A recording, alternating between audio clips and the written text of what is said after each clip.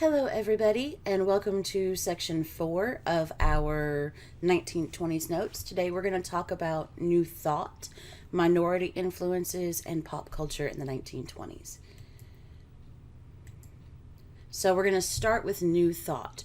We ended the last lecture with new morality, so the way people's morals and the way they believed what was right and what was wrong changed in the 1920s.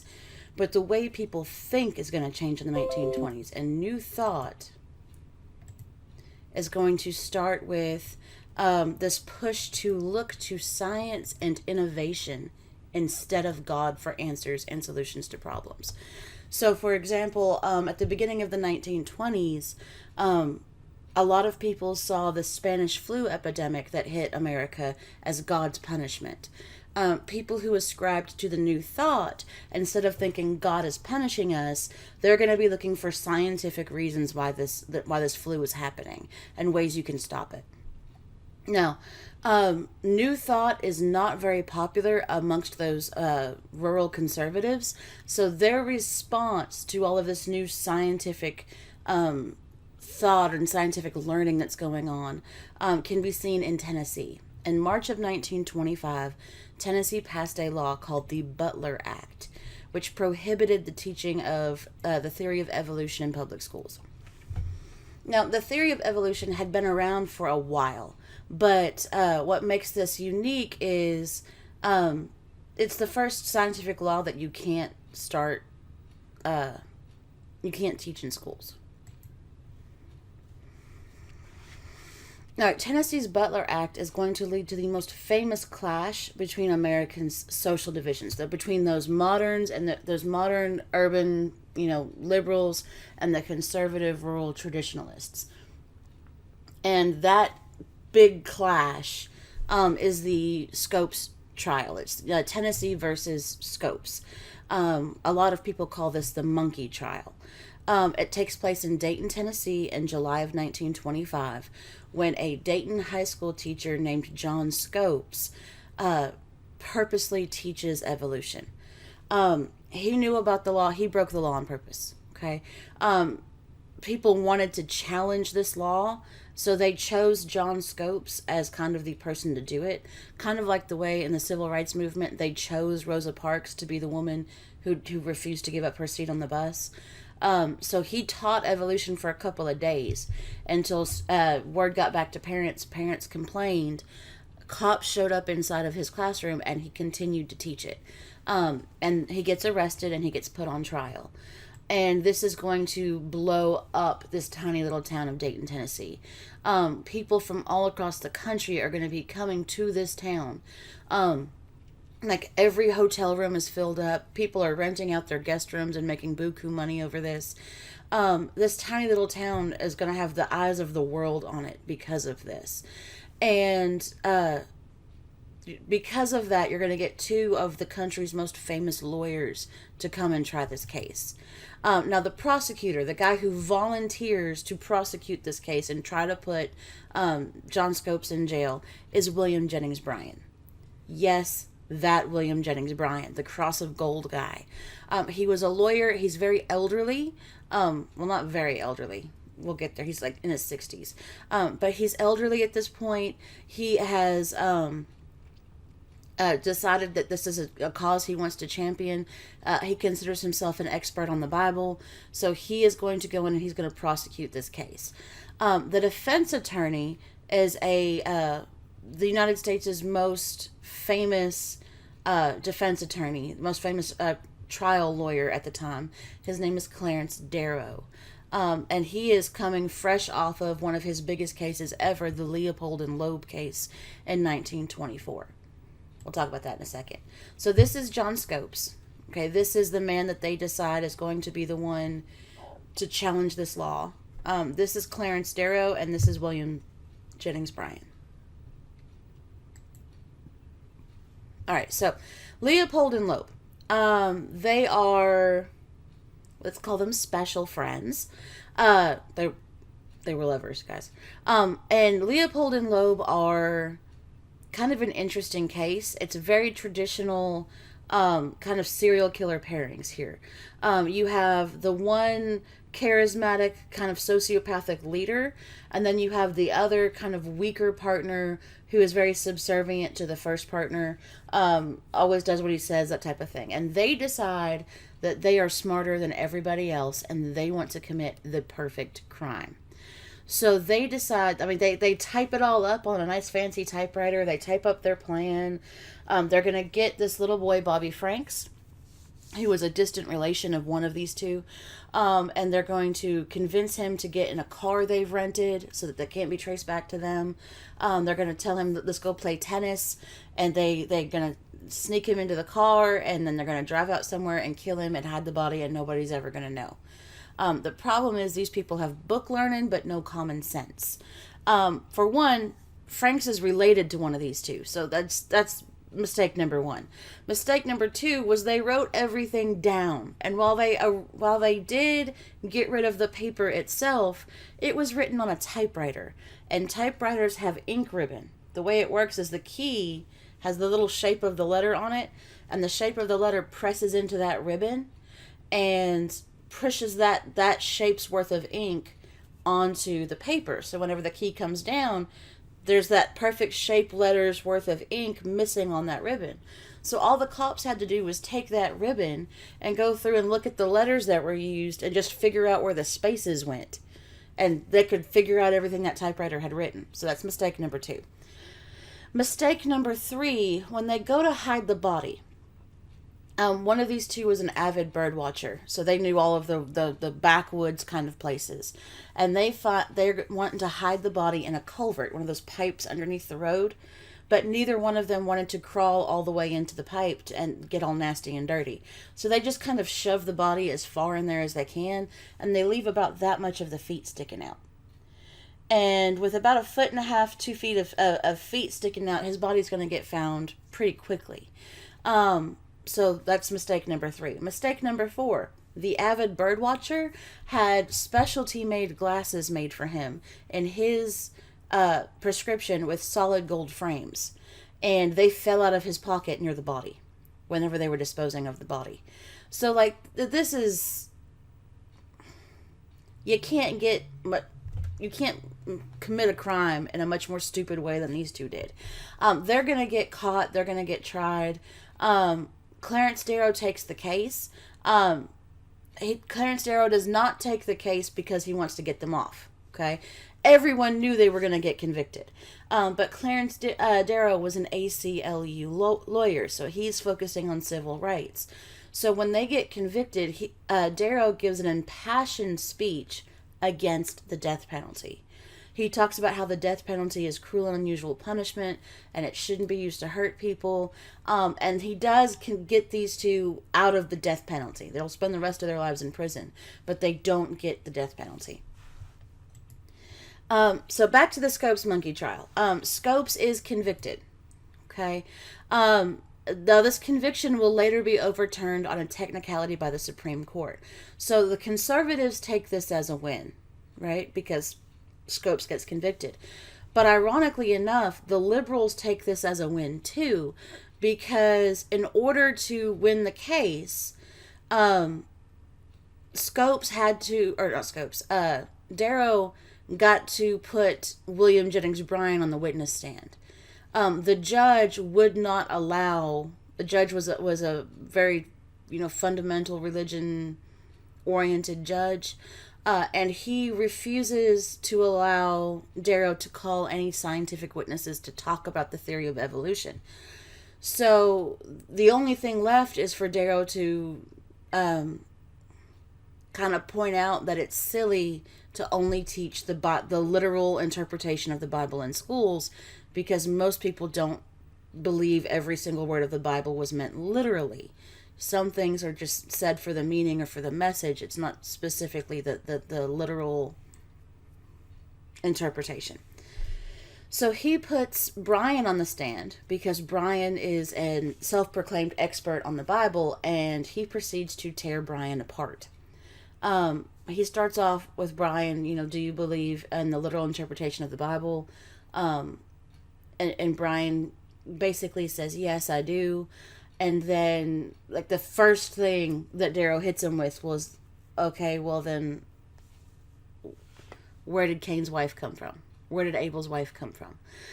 So they talk about, and Genesis, there's Adam and Eve, and they have two sons, and then all of a sudden their sons are married, but they never talk about where the women came from.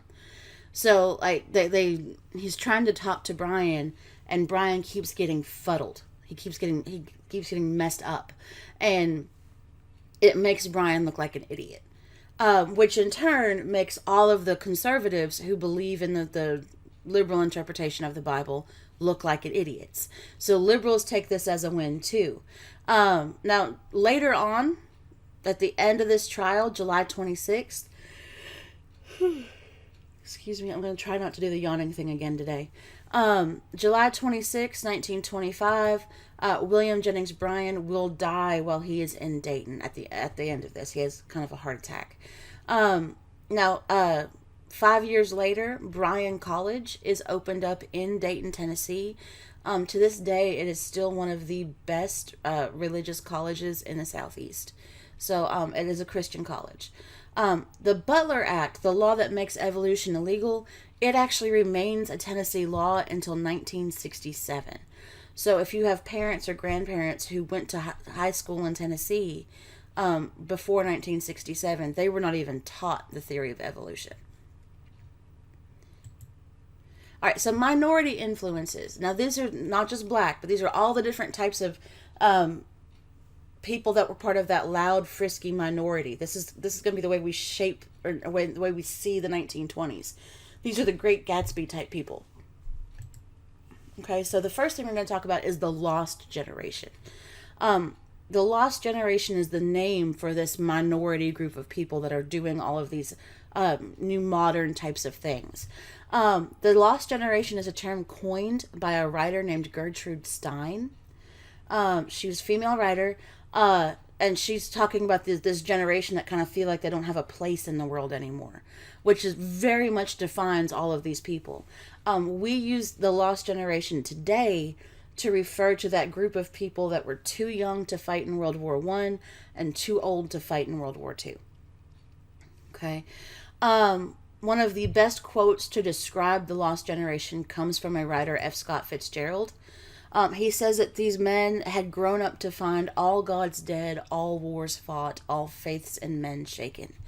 So there's no point in religion, there's nothing left to fight for, and you can't trust your fellow human being. So what do you do in that situation? And that is very much what the members of this Lost Generation are struggling with.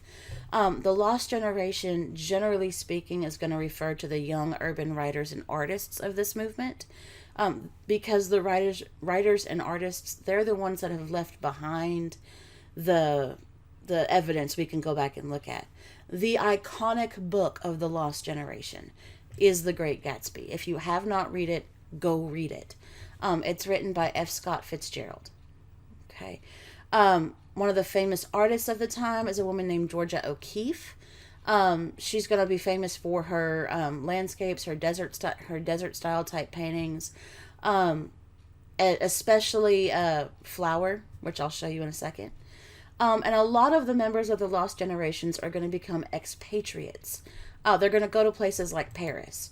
Now, for those of you who don't know, an expatriate is someone who lives permanently in a country other than the country where they hold citizenship for. So American expatriates in Paris, they are American citizens. They were born and raised in America. But a lot of times they are so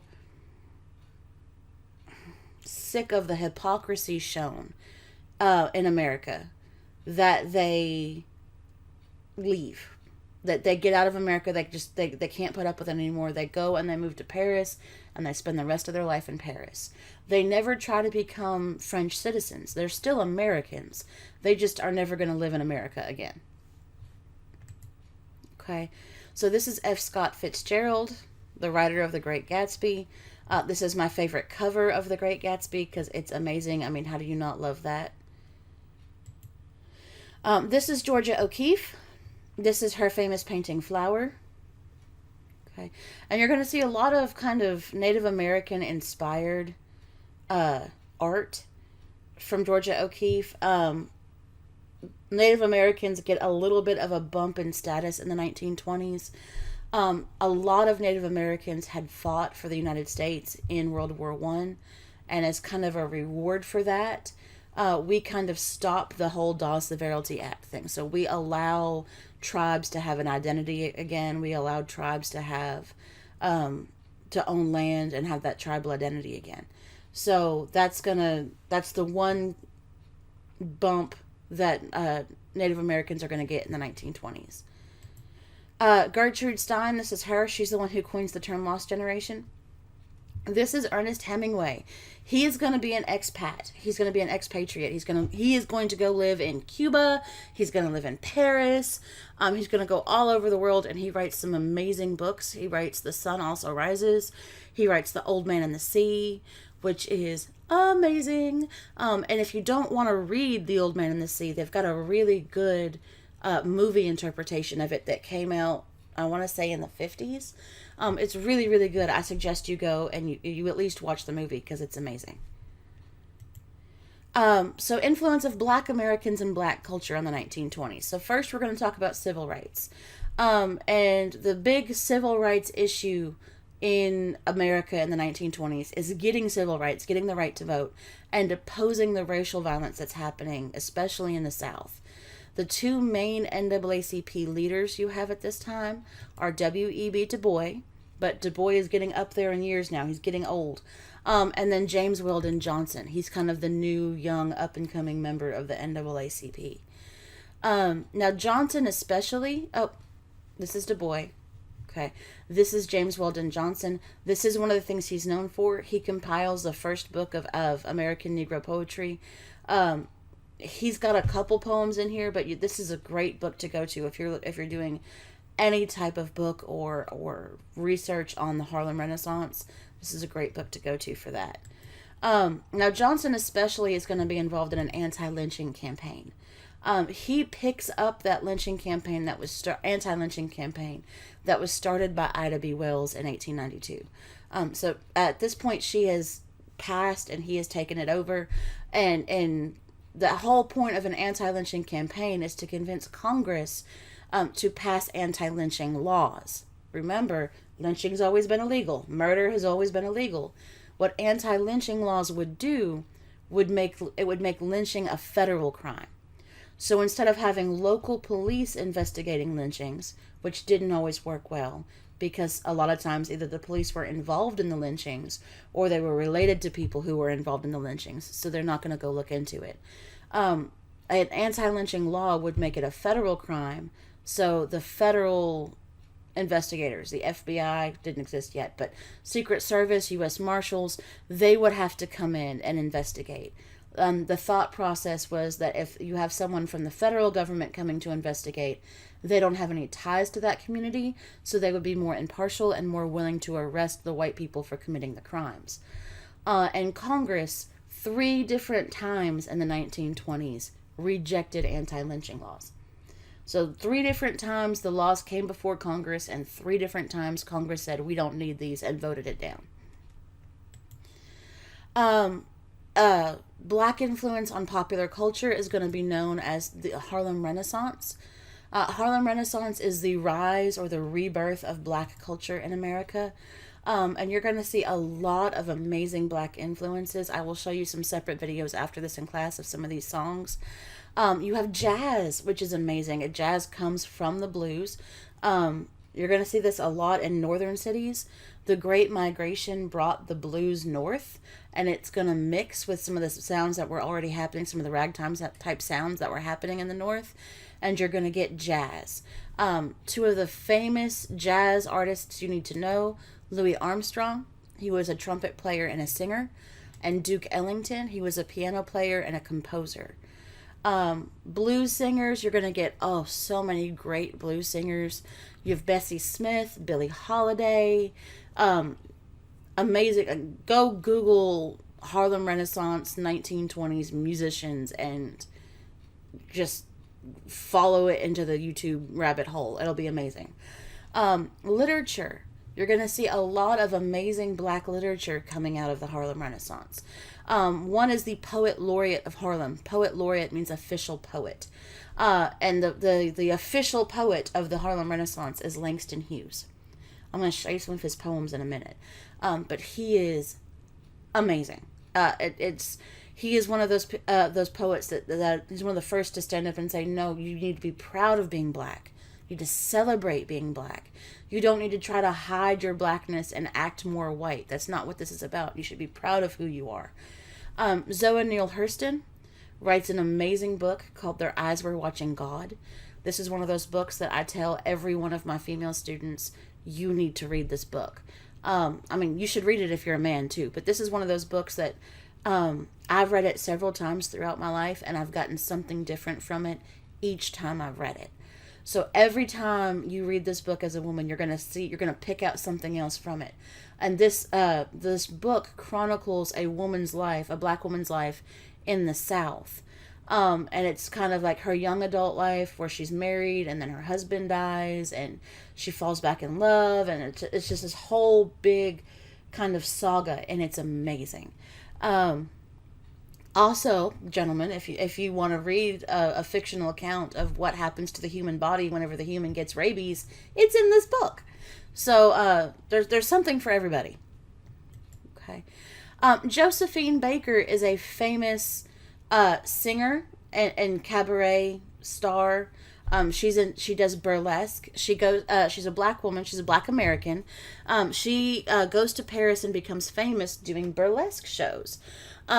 Which are, shows where you wear very skimpy clothing. Sometimes you go topless. And you have, these big elaborate displays where you sing and you dance. She was an amazing singer and dancer. She becomes world famous. And when she comes back to America to do shows in America, she refuses to play in theaters that are segregated. Which means you're going to get a lot of big theaters in Washington, D.C., and Charleston, and in Miami, in New York City, that were segregated, that actually desegregate. They integrate the whole theater from then on because of her, so that they can get her to come and play there. This is Louis Armstrong. You're going to have clubs all throughout the world. But in America, like in Harlem, you had the Cotton Club, still there today, where you could go, you'd pay, $1.50 per ticket. And these are like the old fashioned clubs you saw in movies where they have the tables with the long white tablecloths, and you'd get dinner and there would be a show up on the stage, maybe singing, or a band playing, and there'd be a dance floor. You could go and dance. That's the type of feel the Harlem Renaissance has. You have Duke Ellington. He played the Apollo Theater, and one of the interesting things about Duke Ellington was he had a few long-term band members, but every major city he went to, he held auditions and would bring in local talent for his band, and then he would give them solos, so that any type of music industry people from that city that were in the audience would see local talent, and that a lot of men are going to get jobs because a local record producer saw them play a trumpet solo in Duke Ellington's band. So this is going to lead to long-term jobs for some people. You've got Billie Holiday and Bessie Smith, both of which sing the blues. I'm going to play you a song in a second called Strange Fruit after this lecture. And it will make you cry if you have a heart, so be prepared. Langston Hughes poems, the I Too Sing America. I Too Sing America. I am the darker brother. They send me to eat in the kitchen when company comes, but I laugh, and I eat well, and I grow strong. Tomorrow I'll be at the table when company comes. Nobody'll dare say to me, eat in the kitchen then. Besides, they'll see how beautiful I am and be ashamed. I, too, am America. Okay, so very strong kind of a pro-black culture poem there. You also have dream variations. To fling my arms wide in some place of the sun, to whirl and to dance till the white day is done. Then rest at cool evening beneath a tall tree, while night comes on gently, dark like me. That is my dream. To fling my arms wide in the face of the sun, dance, whirl, whirl till the quick day is done, rest at pale evening, a tall slim tree, night coming tenderly, black like me. So once again, this kind of this black is a good thing. You're going to see a lot of that in Langston Hughes's work. This is Zora Neale Hurston in her book Their Eyes Were Watching God. Once again, you should totally read this. It's an amazing book. Ask me about the extra credit for it after the novel, or after the notes. You're also going to get a black nationalist movement that happens in the 1920s, or a black separatist movement. The leader of this movement is Marcus Garvey. That's him, with the feathers on his hat. And he is going to start what's called the Back to Africa movement, which was literally a push to return Black Americans to Africa.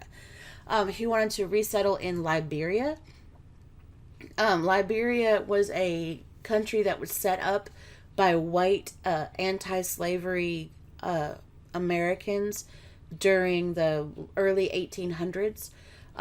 They would buy slaves and then give them their freedom, but instead of letting them go free in America where slave catchers could catch them again, they actually sent them to Liberia so they could set up their own country. So these white anti-slavery groups pooled their money and bought Liberia from the country that had owned it previously and set it up as a country for free blacks. So Marcus Garvey is calling for the resettlement back in Liberia. But he has to pay for this, right? If you want to take all the Black Americans and send them back to Africa, you got to have a way to pay for it. So he founds the UNIA, the Universal Negro Improvement Association, to fund the movement. And they start the paperwork to buy a cruise ship so that they can start, actually putting people on a boat and sailing them to Africa. And they start sending out pamphlets in the mail. You can send us money and reserve your ticket, that type of thing. They call this the Black Star Shipping Line. Now, the American government does not like this because black people are still a major portion of the workforce, and we don't want them to leave because then we won't have workers. So Garvey, the federal government's going to start investigating Garvey, and they find out that he is selling tickets for this Black Star shipping line, this boat, but they haven't finished the process of buying the boat. They're actually using the money from the tickets to raise money to buy the boat. So they're selling tickets for a boat they don't own. And the government calls that mail fraud because it's happening through the mail. Mail fraud is illegal. Garvey is convicted pretty quickly, and then he is deported back to Jamaica because he was a Jamaican immigrant. Okay. Now, here's the thing. The Back to Africa movement was not just Americans going back to Africa. It was, or Black Americans going back to Africa. It was Black Americans and all the black people in the Caribbean islands because they were brought there as slaves too. All right, so Marcus Garvey, this is the Black Star Shipping Line. Okay, and this is one of the advertisements they did. Notice to members of the Universal Negro Improvement Association. All members of the UNIA who desire to go to Liberia, West Africa to settle to help in the industrial, commercial, and cultural development of the country, and who are intent sailing September, October, December 1924, or January, February, March, April, or May 1925, are requested to send in for application form to be filled out. And then here's the address. So they would send you the application form, you would fill it out, and send it and your money back to the UNIA. All right, popular culture. One of the things you need to know about the 1920s is this is the first time when you start to see the synthesis or the blending of all the regional cultures into one unified American culture. So it's not just a Northeastern culture or a Southeastern culture or a Western culture. It is an American culture. And all of these things we're going to talk about help bring Americans together, because the more Americans that are coming in contact with each other, the more those cultures are going to start to blend. And one of the big things is cars, right? And all the things that go along with cars. Paved roads, urban sprawl where the cities start to grow out and people are living in suburbs, restaurants, motels, billboards, tourism. All of that is going to push Americans to come in contact with other cultures, other American cultures, and what they see they like, they're going to bring back home with them. Now, tourism is especially going to be a big thing in Florida. You're going to get lots of motor hotels. Excuse me. Everybody loves going to the beach, so you're going to see a lot of that. The next big thing is the radio. Because radios were pretty cheap. They're about as cheap as you can get a TV for now. Yeah, I mean, and you could get big, fancy, expensive models, but just a cheap radio that could work, almost everyone could afford that. And they had nationally broadcasted programs. So people everywhere were listening to the same music, they were listening to the same news, they were listening to the same sports programs. They had drama programs, kind of like TV, like shows we watch on TV now, only instead of it being pictures, you just imagine listening into it with your eyes closed. That they'd have those kinds of programs on the radio. So some of the big sports that are going to start bringing people together. The sport of the 1920s, there were two. One was boxing, and the other one was baseball. And you're going to get heroes from each of these. And one of the big heroes of the 1920s is Babe Ruth. They called him the Big Bambino. He was also known as the Sultan of SWAT. He is going to be famous. You also get music that becomes nationally recognized, and one of the big national radio stations is WSM out of Nashville, Tennessee, which is the Grand Ole Opry. It's still around today. It still does a nationally broadcasted Saturday night radio show.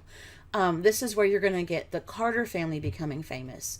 They're kind of like the modern day, the 1920s version of the Jackson 5 or Donnie and Marie, like this family that you got parents and then siblings, parents and children that all go out and sing together. Those of you who are fans of Johnny Cash, Johnny Cash's second wife, June Carter Cash, was a daughter from the Carter family. The phonograph is invented by Thomas Edison. Well, you know how this works. It's invented by Menlo Park, his research facility, but the name on the patent is Edison's. The phonograph is that thing that would play records. You'd wind the handle, and it had the big kind of horn thing coming out the top of it, and it would play a record. That's invented by Thomas Edison, so now you can buy a record, and not only is everybody listening to the same music, but it sounds the same no matter where you play it. Movies are going to start bringing people together. They were also invented by Thomas Edison at Menlo Park. The early part of the 1920s, all the movies are going to be silent. And there's two major categories of silent movies you can watch. One is comedic, and the other one is romantic. If you guys are wanting to go, YouTubing, you can look up The Little Tramp, which was a comedic one. Now, tramp in the 1920s meant homeless person. Okay. Charlie Chaplin, he's known for his physical humor. I'll show you a video in a second that has Charlie Chaplin clips in it.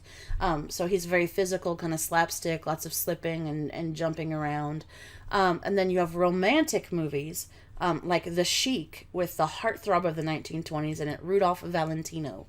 And that's a lot of overacting in silent movies, right? Because silent movies, there was still a script. The actors would talk, and they'd act everything out. But and what they do is every couple of minutes, they would cut to a black screen that would have just white words on it, kind of like captions, where they would just say the important stuff. So they weren't saying everything that was in the script, just the important parts. You'd have talkies. That's what they start calling movies once they add sound. And then the first talkie is called The Jazz Singer. It had a famous actor at the time named Al Jolson in 1927. A lot of people today consider this movie really racist because Al Jolson plays a jazz singer.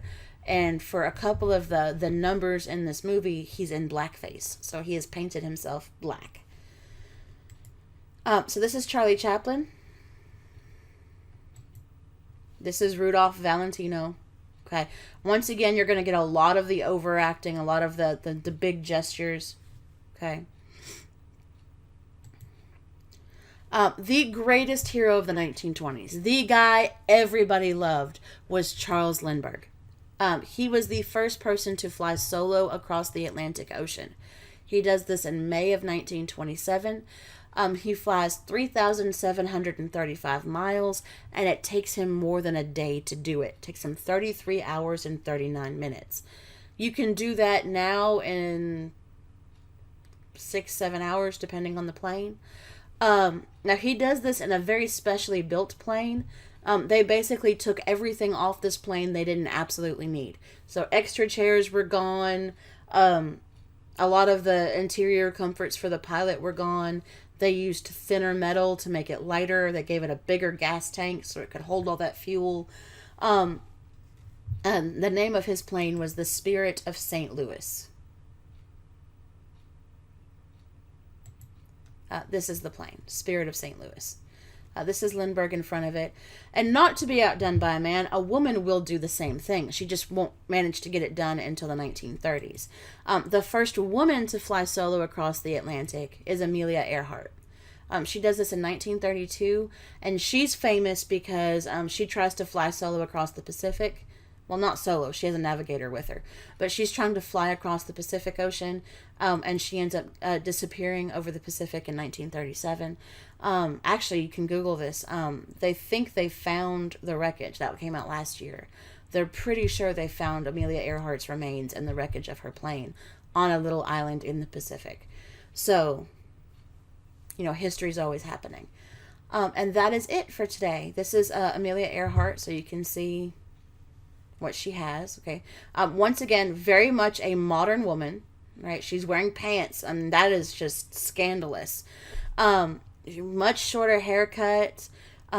She's de-emphasizing her curves. She's got that flat silhouette. So you'll see that.